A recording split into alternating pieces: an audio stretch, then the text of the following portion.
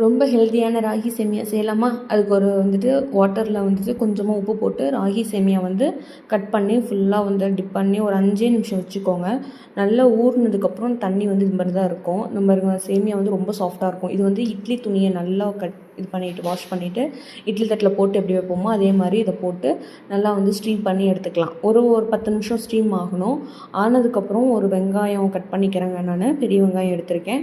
நல்லா சின்ன சின்னதாக நிறையா வெங்காயம் போடுங்க, சூப்பராக இருக்கும். வெங்காயம், வரமிளகா, கருவேப்பிலை இது அதுக்காட்டி இதெல்லாம் கட் பண்ணி வைக்கங்காட்டியே வெந்துடும். வெந்ததுக்கப்புறம் இதை தனியாக ஒரு பாத்திரத்தில் எடுத்து ஆற வச்சுக்கோங்க. அப்போ தான் ஒன்றோட ஒட்டாமல் இருக்கும்.